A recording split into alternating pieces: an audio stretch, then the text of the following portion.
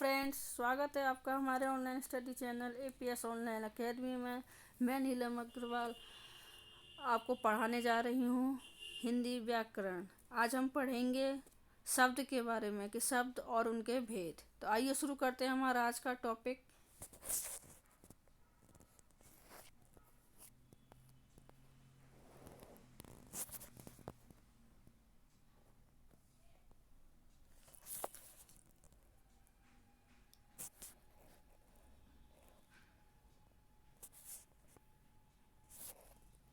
शब्द क्या होते हैं? एक से अधिक ध्वनियों के मेल से बने सार्थक ध्वनि समूह को हम शब्द कहते हैं। शब्द का प्रयोग हम स्वतंत्र रूप में कर सकते हैं। शब्द ध्वनियों के मेल से बनता है। शब्द ध्वनियों के मेल से बनता है और ये एक सार्थक स्वतंत्र होता है अपने आप में, और इसका कोई ना कोई अर्थ अवश्य निकलता है। शब्द का कोई ना कोई अर्थ अवश्य निकलता ही निकलता है। तो एक या एक से अधिक ध्वनियों के मेल को हम क्या कहते हैं? शब्द कहते हैं। जैसे आ और ना, ये दोनों अलग अलग ध्वनि है, अलग अलग वर्ण है, लेकिन जब हम इन दोनों को मिला करके एक अर्थ बना देते हैं आ ना, तो ये क्या हो गया? एक शब्द हो गया। तो एक से अधिक ध्वनियों के मेल को हम क्या कहते हैं? शब्द कहते हैं। पद क्या होते हैं? जब हम शब्दों को जोड़कर एक वाक्य में बदल देते हैं तो उसे हम पद कहते हैं। जैसे राम खेलता है। राम एक अलग शब्द हो गया, खेलना अलग शब्द हो गया, और है ये अलग शब्द हो गया। जब हमने इन तीनों को मिला करके एक पूरा वाक्य बना दिया तो ये क्या हो गया? पद हो गया। इस पूरे को हम पद बोलेंगे। तो समझ में आ गया होगा पद क्या होते हैं। वाक्यों में प्रयुक्त शब्दों को ही हम पद कहते हैं। शब्दों का वर्गीकरण हम 4 प्रकार से करते हैं: उत्पत्ति के आधार पर, रचना के आधार पर, प्रयोग के आधार पर और अर्थ के आधार पर। 4 प्रकार से हम शब्दों का वर्गीकरण करते हैं: उत्पत्ति के आधार पर, रचना के आधार पर, प्रयोग के आधार पर और अर्थ के आधार पर। उत्पत्ति के आधार पर जो शब्द होते हैं वो 4 प्रकार के होते हैं: तत्सम, तद्भव, देशज और विदेशी। तत्सम, तद्भव, देशज और विदेशी। तत्सम शब्द क्या होते हैं? तत्सम शब्द वे शब्द होते हैं जो संस्कृत भाषा के समान ही होते हैं और उनको हिंदी में ज्यों का त्यों प्रयोग किया जाता है, वो तत्सम शब्द कहते हैं। जैसे हम कोई शब्द ले लेते हैं, एग्जाम्पल ले लेते हैं ग्रह। ग्रह क्या है? ये संस्कृत का शब्द है, इसी को हम क्या कहेंगे? तत्सम। ये हो गया तत्सम। और तद्भव क्या होते हैं? तद्भव यानी कि संस्कृत से बनने वाला जो वे शब्द जो संस्कृत भाषा के शब्दों का रूप बदल देते हैं, उन्हें तद्भव शब्द कहा जाता है। जैसे ग्रह से बना घर। ग्रह संस्कृत का शब्द हो गया, घर हिंदी का शब्द हो गया, तो ये हो गया तद्भव, ये हो गया तत्सम और ये हो गया तद्भव। संस्कृत के जितने भी शब्द हैं वो सारे तत्सम कहलाते हैं, और जब उनको हम हिंदी में अर्थ बता देते हैं, हिंदी में ट्रांसलेट कर देते हैं, तो वो हमारे तद्भव कहलाते हैं। आई होप सबकी समझ में आ गया होगा। देखिए, जैसे एग्जाम्पल दे रखे थे तत्सम के, और भी एग्जाम्पल हैं: हस्त, हस्त, गज, अग्नि, गुरु, ग्रह। ये सारे क्या हो गए? तत्सम हो गए। वहीं पर ये हाथ, आग, रात, आंसू, दूध, ये सारे तद्भव शब्द हो गए। देशज शब्द क्या होते हैं? जो शब्द क्षेत्रीय प्रभाव के कारण हिंदी में आए हैं और जनता की आम बोलचाल की भाषा से विकसित हुए हैं। जो शब्द क्षेत्रीय प्रभाव के कारण हिंदी में आए और जनता की आम बोलचाल की भाषा से विकसित हुए हैं, वे देशज शब्द कहलाते हैं। मतलब जैसे कोई भी एक क्षेत्र है, वहाँ पर लोग जो भी भाषा बोलते हैं उसी भाषा को उन्होंने आम बोलचाल की भाषा बना लिया, उस भाषा में बोलने लगे और उसी भाषा को जो है वो हिंदी में यूज करने लगे, तो वो ही सारे देशज शब्द हो गए। जैसे पगड़ी, लोटा, डिबिया, जूता, झुग्गी, ये सारे क्या हैं, देशज शब्द हैं। विदेशी शब्द क्या होते हैं, जो विदेशी जातियों के संपर्क में आने से उनकी भाषा के बहुत से शब्द हिंदी में प्रयोग होने लगे हैं, उनको विदेशी शब्द कहते हैं। जैसे सभी जानते हैं कि अपने देश में पहले विदेशियों का ही कब्जा हुआ करता था, विदेशी हमारे देश में रहते थे, तो वो जब रहते थे तो अपने भाषा के कुछ शब्द जो भाषा यूज करते थे उसके कुछ शब्द वो हमारे देश में छोड़कर चले गए, जो आज वैसे के वैसे ही हिंदी में प्रयोग होते हैं, तो उनको हम विदेशी शब्द कहते हैं। जैसे कॉलेज है, डॉक्टर है, चाय, कॉफ़ी, स्कूल आदि। ओके, अब रचना के आधार पर देखते हैं शब्द। रचना के आधार पर शब्द 3 प्रकार के होते हैं, रूढ़ शब्द, यौगिक शब्द और योग रूढ़ शब्द। रूढ़ शब्द, यौगिक शब्द और योग रूढ़ शब्द। रूढ़ शब्द क्या होते हैं, वे शब्द जिनके सार्थक खंड नहीं किए जा सकते या जिसका एक निश्चित अर्थ होता है। वे शब्द जिनके सार्थक खंड नहीं किए जा सकते और जिनका एक निश्चित अर्थ होता है, योग रूढ़ शब्द कहलाते हैं। जैसे रात, दिन, पशु, पक्षी। अगर हम रात के खंड करते हैं, यानी इसके टुकड़े कर दें, रा को अलग कर दें और ता को अलग कर दें, तो क्या इसका कोई अर्थ बन रहा है? नहीं बन रहा। इसका कोई अर्थ बन रहा है? नहीं बन रहा। इसका भी कोई अर्थ नहीं बन रहा। तो इसलिए, लेकिन रात का अर्थ बन रहा है अपने आप में। रात सबको पता ही है क्या होती है। तो वे शब्द जिनके खंड नहीं किए जा सकते, यानी टुकड़े नहीं किए जा सकते, और जिनका कोई ना कोई निश्चित अर्थ होता है, वो रूढ़ शब्द कहलाते हैं। आपकी समझ में आ गया होगा। जैसे दिन है, पशु है, पक्षी है, मेज है, कुर्सी है आदि। रूढ़ शब्द 2 प्रकार के होते हैं, एक तो सामान्य रूढ़ शब्द, दूसरा विशेष रूढ़ शब्द। सामान्य रूढ़ शब्द जैसे पेड़ हो गया, पौधा, नदी, पहाड़, दूध, बच्चा, माँ आदि।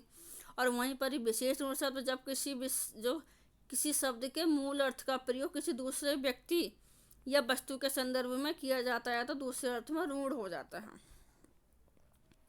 जब हम किसी शब्द का प्रयोग किसी दूसरे व्यक्ति के लिए करते हैं और उसका अर्थ बदल जाता है तो उसे हम विशेष रूढ़ शब्द कहते हैं। जैसे हम एग्जाम्पल ले लेते हैं, कोई मूर्ख इंसान है तो उससे हम कहेंगे कि तुम तो मूर्ख हो, तुम तो गधे हो। तो वहाँ पर उस व्यक्ति की तुलना गधे से की जा रही है, तो वो क्या हो गया? विशेष रूढ़ शब्द हो गया।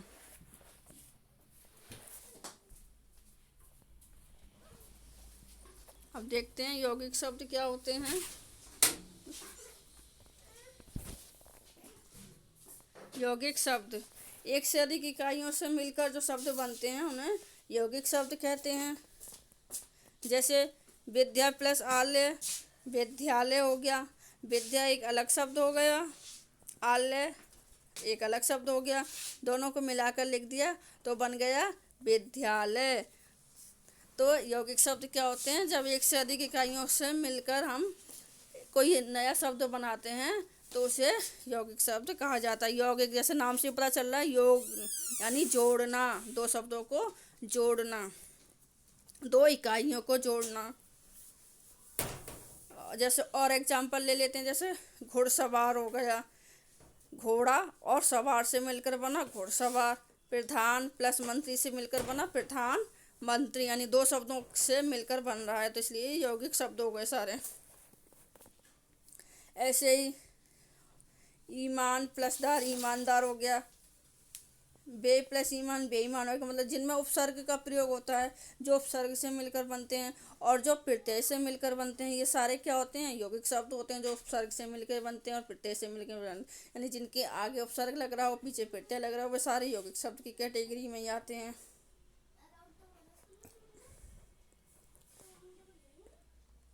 योग रूढ़ शब्द क्या होते हैं? योग रूढ़ शब्द सामान्य रूढ़ शब्दों की तरह ही जब कोई यौगिक शब्द अपने अर्थ से हटकर अपने अर्थ से हटकर किसी अन्य अर्थ के लिए रूढ़ हो जाता है तब उसे योग रूढ़ शब्द कहा जाता है। अर्थात जब किसी जब किसी यौगिक शब्द को जब हम यूज करते हैं तो उसका अर्थ बदल जाता है तो उसे योग रूढ़ कहते हैं। जैसे एग्जाम्पल लेते हैं हम, घर वाला, घर और वाला से मिलकर बना घर वाला। वैसे तो उनका सेंस बनता है घर वाला, लेकिन यह घर वाले का मतलब क्या निकल के आ रहा है? घर का मालिक। जो घर का मालिक है वही घर वाला है। लेकिन यहाँ एक दूसरा शब्द अर्थ भी निकल के आ रहा है घर वाले का। घर वाला किसको बोलते हैं? पति को बोलते हैं। तो ये तो इसका सामान्य अर्थ हो गया घर का मालिक, घर वाला, और एक ये दूसरा रूढ़ अर्थ हो गया घर वाला यानी पति। ऐसे ही जलज है, जल प्लस जा से मिलकर बना है। ये जलज यानी जल में जन्म लेने वाला, इसका सामान्य अर्थ हो गया जल में जन्म लेने वाला हो गया जलज। लेकिन इसके रूढ़ शब्द जैसे कमल, जल में कौन जन्म लेता है? कौन? कमल। कमल कीचड़ में तो खिलता है, जल में तो खिलता है। मछलियाँ भी जल में रहती हैं तो वो भी रूढ़ अर्थ हो गई। शंख, शंख भी जल में ही पैदा होता है। तो ये सारे क्या हो गए? रूढ़ अर्थ हो गए। तो इनको हम योग रूढ़ कहेंगे। जैसे और एग्जाम्पल है, लंबोदर है, पीताम्बर है, गजानन, चारपाई, ये सब क्या है? योग रूढ़ हैं, क्योंकि ये कोई और ही अर्थ दे रहे हैं और इनका कोई अर्थ ही निकल के आ रहा है। क्योंकि लंबोदर किसको बोलते हैं? जिसका उधर लंबा होता है, तो गणेश के लिए यूज किया गया है। ऐसे ही पीताम्बर जो पीले वस्त्र पहनता है यानी कि भगवान विष्णु के लिए यूज किया गया है। ऐसे ही गजानन है, गज के मुख वाला गजानन यानी गणेश। चारपाई जिसके चार पाए होते हैं, जिस पर हम सोते हैं, वो चारपाई हो गई। तो सबके अलग अलग अर्थ निकल के आ रहे हैं, तो इनको योग रूढ़ शब्द कहते हैं। तो आई होप सबकी समझ में आ गया होगा। अब आगे बढ़ते हैं। प्रयोग के आधार पर बहुत सारे शब्द होते हैं, जैसे संज्ञा है, सर्वनाम है, विशेषण है, क्रिया है, अव्यय है। संज्ञा, सर्वनाम, विशेषण, क्रिया शब्द जब वाक्य में, इन सब का प्रयोग जब वाक्य में किया जाता है और विभिन्न प्रत्ययों के लगने से इनका रूप बदल जाता है तो इनको क्या कहते हैं? हम विकारी शब्द कहते हैं। दो प्रकार के होते हैं, विकारी और अविकारी। तो जब संज्ञा, सर्वनाम, विशेषण के पीछे हम कोई प्रत्यय लगा देते हैं उसके कारण उनका अर्थ बदल जाता है तो विकारी शब्द कहलाते हैं हम। परंतु अव्यय शब्दों में ऐसा नहीं होता। अव्यय शब्दों में जब वाक्य में प्रयुक्त होते हैं तो इनमें कोई परिवर्तन नहीं होता। जब अव्यय शब्दों में प्रयुक्त किया जाता है तो इनमें कोई परिवर्तन नहीं होता, वो यथावत जैसे के तैसे बने रहते हैं, इसलिए उनको अविकारी शब्द कहा जाता है। क्रिया विशेषण संबंध बोधक, समुच्चय बोधक, विस्मय आदि तथा निपात आते हैं। इस आधार पर शब्दों के दो भेद होते हैं, विकारी और अविकारी। जैसे मैंने अभी बताया ही था कि विकारी क्या होते हैं, कौन कौन से शब्द होते हैं विकारी। संज्ञा है, सर्वनाम है, विशेषण है, क्रिया, ये सारे क्या है? विकारी शब्द हैं। संज्ञा में जैसे किसी का नाम हो गया, मोहन, बालक, गाय, कुर्सी। और सर्वनाम क्या है? नाम की जगह हमने यूज कर दिया हुआ है, मैं, तुम, आप, हमें, मुझे, तो ये सर्वनाम हो गया। विशेषण क्या है? उसकी विशेषता बता दी, जैसे अच्छा है, बुरा है, नया, पुराना, छोटा, सुंदर, तो वो विशेषण हो गया। और क्रिया क्या है? उसकी क्रियाकलाप को बता दिया कि वो क्या कर रहा है, जैसे खेलना, कूदना, पढ़ना, लिखना, तो ये सब क्या हो गया? क्रिया। तो ये सारे विकारी शब्दों के अंतर्गत आते हैं, संज्ञा, सर्वनाम, विशेषण और क्रिया। वहीं क्रिया विशेषण जैसे थोड़ा, बहुत, धीरे धीरे, अचानक, यहाँ वहाँ, ये क्रिया की विशेषता बता रहे हैं, तो ये क्रिया विशेषण हो गया। थोड़ा यानी वह थोड़ा खाता है, बहुत तेज चलता है, तो क्रिया की विशेषता बता रहे हैं, तो ये क्रिया विशेषण हो गया। संबंध बोधक जो किसी के संबंध बताए, ऐसे के नीचे, पेड़ के नीचे या उसके सामने, उसके समीप, उसके लिए संबंध दर्शा रहा है, तो ये संबंध बोधक हो गया। और समुच्चय बोधक जहाँ दो शब्दों को जोड़ा जाता है, जैसे तथा है, परंतु है, क्योंकि, इसलिए, ये सब लगा के शब्दों को जोड़ा जा रहा है, तो वो समुच्चय बोधक हो गया। और विस्मयादि बोधक जहाँ पर फीलिंग्स, जहाँ पर भावना को दर्शाया जाता है, जैसे अच्छा, अरे, वह, आह, शोक, हर्ष, इस तरह की भावनाओं को दर्शाया जा रहा है, वो विस्मयादि बोधक हो गया। तो क्रिया विशेषण, संबंध बोधक, समुच्चय बोधक, विस्मयादि बोधक, ये सब अभिकारी शब्द के उदाहरण हो गए। इन सबको अभिकारी शब्द कहते हैं। अर्थ के आधार पर भी 4 प्रकार के होते हैं शब्द। एक अर्थ के आधार पर एकार्थी, अनेकार्थी, पर्यायवाची और विलोम। एकार्थी, अनेकार्थी, पर्यायवाची और विलोम। एकार्थी जो एकार्थी शब्द जो एक ही अर्थ वाले शब्द होते हैं, जैसे लोहा है, ईंट है, दीवार है, इनका एक ही अर्थ निकलता है, इनका कोई और अर्थ निकलता ही नहीं है। लोहा लोहा ही होता है, ईंट ईंट ही होती है, इनका कुछ और अर्थ निकल ही नहीं सकता है, तो ये एकार्थी हो गया। अनेकार्थी शब्द जिसके एक से अधिक अर्थ निकलते हों, जैसे कर है, कर के बहुत सारे अर्थ निकल रहे हैं। कर हाथ को भी कहते हैं, कर टैक्स को भी कहते हैं, किरण को भी कहते हैं और सूंड को भी कहते हैं, तो ये सारे क्या हैं, कर के ही वो हैं, अनेक अर्थ हैं कर के, तो ये अनेकार्थी हो गए, या समानार्थी भी कह सकते हैं। और पर्यायवाची शब्द क्या हो गए, जिन शब्दों के अर्थ में समानता दर्शाई जा रही है, वो पर्यायवाची हो गए। जैसे कमल है, जलज है, पंकज है, ये सब किसके नाम है, कमल के ही तो नाम है, कमल, जलज, पंकज, ये सारे एक दूसरे के समान ही तो हैं, तो इसलिए इनको पर्यायवाची शब्द कहते हैं हम। वहीं पर ही विलोम शब्द क्या होते हैं, जो उल्टा अर्थ देते हैं, जो विपरीत अर्थ देते हैं, तो वो विलोम शब्द हो गए। जैसे अंदर का बाहर, अंदर बाहर, ऊपर नीचे, आगे पीछे, दाएं बाएं, तो विपरीत अर्थ दे रहे हैं, उल्टा अर्थ दे रहे हैं, तो ये विलोम शब्द हो गए। तो आप सबको हमारा अध्याय यहीं समाप्त होता है। आपको हमारा पढ़ाया हुआ कैसा लगा हमें कमेंट करके ज़रूर बताइएगा, और हमारे चैनल को लाइक और शेयर ज़रूर करिए। अगर अभी तक आपने हमारे चैनल को सब्सक्राइब नहीं किया है तो उसे सब्सक्राइब ज़रूर कर लें, और बेल आइकन को प्रेस करना ना भूलें, जिससे हमारे आने वाले ज़्यादा से ज़्यादा वीडियो के नोटिफिकेशन आपको मिल सकें। और हमें आप टेलीग्राम पर भी ज्वाइन कर सकते हैं, हमारे डिस्क्रिप्शन में टेलीग्राम का लिंक दिया हुआ, वहाँ पर जाकर आप हमारे वीडियो को देख सकते हैं। और जिसने हमारे पिछले वीडियो नहीं देखे हैं वो लिंक पे जाके डिस्क्रिप्शन में जाके हमारे पिछले वीडियो को भी देख सकते हैं। तो इसी के साथ हम समाप्त करते हैं। बाय बाय, धन्यवाद।